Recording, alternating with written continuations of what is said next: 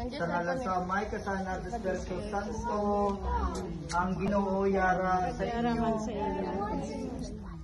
Mga muyo kita, o Ginoong Jesucristo, tungo sang imo pagluntad, sing tatlo kaadlaw sa lulubngan ni Jose nga taga Arimatea, imo gipasanto sa mga lulubngan, sang tanan nga nagatuo sa imo, kag bisan ng ilang mga lawas yara nasa duta, nagasalig sila, nga mabanhaw man nga pareho sa imo katapusan nga adlaw.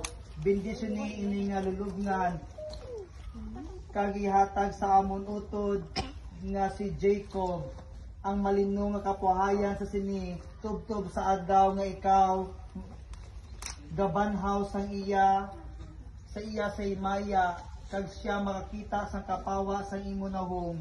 O Ginoong Hesus, sa ginarian sa din ikaw nagkabuhi, kag karon pud sa Amay, kag sa Espiritu Santo sa tanan nga matuig sang mga katuigan.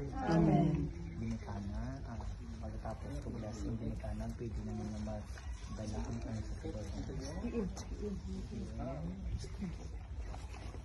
Amay na mo niya ka sa mga langit, pagyawan ng umangalan, umabot sa amon ng iyong ginarian, matuman pagbuon sa duta, siling sa salangit.